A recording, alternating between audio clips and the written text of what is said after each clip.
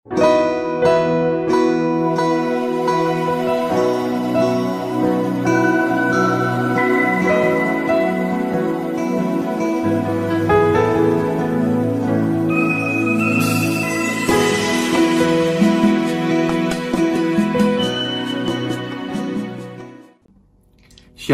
berjumpa kembali di program Sekolah Sahabat 5 Menit bersama GMHK Jemaat Menteng. Program ini dibuat untuk memastikan jantung kerohanian kita tetap berdetak.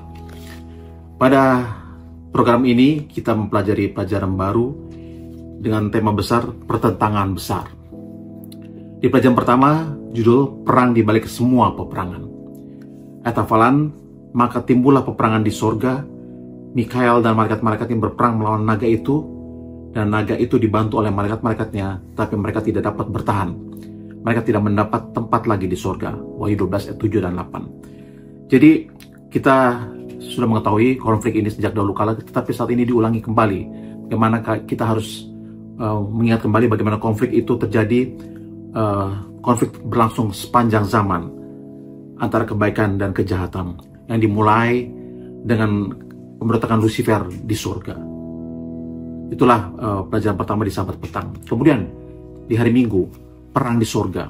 Kalau kita baca di Wahyu 12 ayat 7 sampai 9, diungkapkan di sana bagaimana perang terjadi, dan bahkan Allah mengusir, mencampakkan Lucifer ke bumi ini. Dan kenapa Lucifer sampai memberontak? Kalau kita baca di Yeskiel 28 ayat 12 sampai 15, dan Yesaya 14 ayat 12 sampai 14 dijelaskan di sana bagaimana sudah sempurna penciptaan Lucifer ini, tapi diberikan kebebasan memilih, ya, kebebasan memilih yang diberikan oleh Allah, tidak ada paksaan, dan tetapi Lucifer memiliki ambisi untuk naik melebihi tahta Allah. Dia mau melebihi kekuasaan yang diberikan kepadanya, melebihi dari kekuasaan Allah itu sendiri. Tidak ada penjelasan logis dalam hal ini, tidak ada. Kalau kita bertanya kenapa di surga yang sempurna terjadi pemberontakan, tidak ada penjelasan yang logis. Dan kembali diingatkan, Allah mau semua ciptaannya tidak seperti robot, diberikan kebebasan memilih. Dan itulah perang yang terjadi di surga, ya. Kemudian di hari berikutnya, di hari Senin, Lucifer menipu Kristus. Kembali dijelaskan di sini, tidak ada penjelasan logis mengapa Lucifer menjadi seperti itu, memiliki sifat yang buruk karena kesombongannya. Dia mau menipu. Dan kalau kita baca di Wahyu 12 ayat 4, dia membawa sepertiga bala tentara malaikat. Itulah kepiawaian Lucifer dalam menipu. Tapi di saat itu dimulailah rencana keselamatan, bagaimana Kristus harus menang, ya. Kristus harus menang peperangan yang sudah terjadi sejak dahulu kala. Dikatakan walaupun Lucifer sepertinya dapat menarik sepertiga tentara malaikat surga, tapi di Kristus bisa menyatakan di pihak mana kita berada. Kristuslah yang menang, dan iblis dikalahkan. Dan dikatakan di sini, ketika Tuhan menciptakan manusia, Dia menanamkan jauh di dalam otak kita kemampuan untuk berpikir, bernalar dan memilih. Dan itu adalah pilihan moral kita. Kita tidak seperti makhluk ciptaan yang lain seperti binatang. Kita tidak seperti robot. Kita memiliki kemampuan untuk memilih. Dan disitulah Allah mau kita pun mengetahui bagaimana kejatuhan Lucifer. Kita jangan sampai jatuh seperti itu lagi, dan kita mau mengikuti Yesus sebagai pemenang.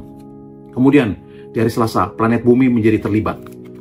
Nah, sekali lagi dikatakan di sini, kalau tadi sudah 2 kali dikatakan tidak ada penjelasan logis di hari Minggu dan Senin, di hari Selasa dijelaskan lagi bagaimana planet bumi terlibat ini karena diberikan kebebasan memilih kepada manusia, ya. 2 kali dijelaskan tentang tidak ada penjelasan yang logis, dan 2 kali juga dijelaskan bagaimana kebebasan memilih diberikan kepada Adam dan Hawa, ya, bukan seperti robot. Dan dikatakan Dia memberitahukannya kepada manusia karena Dia ingin memastikan bahwa mereka tahu bahwa mereka punya pilihan. Allah memberikan pilihan kebebasan kepada Adam dan Hawa. Tapi ketika mereka tergoda, kalau kita baca di Kejadian 3 ayat 1-3, ketika mereka tergoda, upahnya adalah kematian, maut, yang ada tertulis di Roma 3 ayat 23 dan Roma 5 ayat 12. Dan dijelaskan lagi lebih detail di Roma 6 ayat 23, upah dosa adalah maut. Pada intinya dosa adalah pemberontakan terhadap Allah. Dan kalau kita baca Kejadian 3:15, di sana dikatakan ketika Lucifer jatuh, disitulah ikrar peperangan, remuk meremukkan. Saudara-saudara bisa baca di Kejadian 3:15 bagaimana peperangan itu terjadi. Tapi di Imamat 5 ayat 5 dan 6 dikatakan ada domba yang akan, ini simbolisnya sejak dahulu kala, yaitu Kristus yang menjadi korban penghapus dosa. Dan di Yohanes 1 ayat 29, siapa? Yesus sendiri adalah anak domba yang disembelih itu. Kita lanjut kepada hari Rabu, kasih menemukan jalan. Ketika iblis sudah jatuh dan Allah mau manusia yang sudah jatuh juga selamat, disitulah Allah membuat rencana keselamatan. Dikatakan di Kejadian 3 ayat 15, aku akan mengadakan permusuhan antara engkau dan perempuan ini, antara keturunanmu dan keturunannya. Keturunannya akan meremukkan kepalamu, dan engkau akan meremukkan tumitnya. Diulangi kembali ayat ini seperti di hari yang kemarin. Bagaimana dialah Yesus Kristus, ya. Yesus sudah turun ke dunia, kita baca di Ibrani 2 ayat 9, lebih rendah daripada malaikat, dan bahkan lahir di kandang binatang, dan dia mau mati bagi kita. Di Galatia 3:13, bagaimana kutuk salib itu yang harus dibebankan kepada Yesus, dan dia mati. Dan dijelaskan lagi di 2 Korintus 5 ayat 21, bagaimana dosa itu menjadi membuat kita juga bisa bebas, yang harusnya mati bisa dibebaskan ketika Yesus mati di kayu salib. Dan kemudian di hari Kamis, imam besar kita, ketika Yesus sudah mati di kayu salib sebagai juru selamat kita, dia sendirilah yang menjadi imam besar kita. Karena dia, Ibrani 4 ayat 15 dan 16, bagaimana dia sudah merasakan kelemahan-kelemahan kita. Tapi dia tidak berdosa. Ada di Ibrani 7:25, dia juga pengantara kita. Dia tahu kelemahan-kelemahan kita, dia mengalami pencobaan, tapi dia tidak berdosa. Sebab itu dia bisa menjadi pengantara ketika dia juga sudah mati, pengantara antara manusia yang berdosa, bumi ini dengan sorga. Kemudian di Yohanes 17 ayat 24-26 dikatakan manusia selamat. Tuhan mau, Yesus Kristus mau manusia itu selamat dan tinggal bersama-sama dengan Tuhan. Itulah harapan yang telah diberikan Tuhan kepada kita, bagaimana peperangan yang terjadi sejak dahulu kala dapat dimenangkan ketika Yesus mati di kayu salib, dan kita pun dapat bisa menang ketika kita membiarkan diri kita ada di dalam Kristus. Janji Tuhan di dalam Yohanes 3:16, karena begitu besar kasih Allah akan dunia ini sehingga ia mengaruniakan anak yang tunggal mati untuk kita. Jadi saudara-saudara, seringkali orang mengatakan Alkitab ini adalah seperti dongeng, ya, atau yang tidak dapat dipercaya.